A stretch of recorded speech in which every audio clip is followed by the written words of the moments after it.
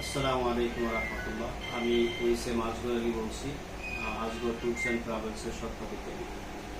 আমাদের বিশেষ করে সৌদি আরবে অনেক বাংলাদেশ থেকে বিদেশে বা বিভিন্ন দেশ থেকে সৌদি আরবের প্রবাসী ভাইরা যায়। তারা অনেক সময়ই ভিসার পেশা নিয়ে খুব দুশ্চিন্তায় থাকে যে আমি তো ইন্টারভিউ দিছি ইলেকট্রিশিয়ান, আমি তো ইন্টারভিউ দিছি প্লাম্বার, আমি তো ইন্টারভিউ দিছি বিভিন্ন সিভিল ইঞ্জিনিয়ার, ফোরম্যানে, কিন্তু আমার ভিসা কেন আসলো লেবারে, কেন আসলো ক্লিনারে, কেন আসলো কনস্ট্রাকশন ওয়ার্কারে।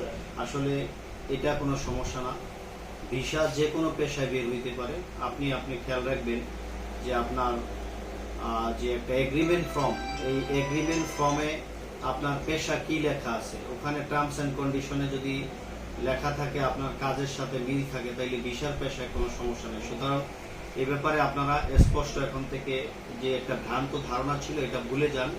সৌদির ভিসার পেশা যেটাই হোক, আপনাকে খেয়াল রাখতে হবে আপনার এগ্রিমেন্ট ফর্মে যেটা লেখা থাকে আর আপনি যেই কাজের উপর ইন্টারভিউ দিচ্ছেন ওইটা যদি লেখা থাকে তাহলে আপনি শিওর থাকবেন আপনার কোনো সমস্যা নাই।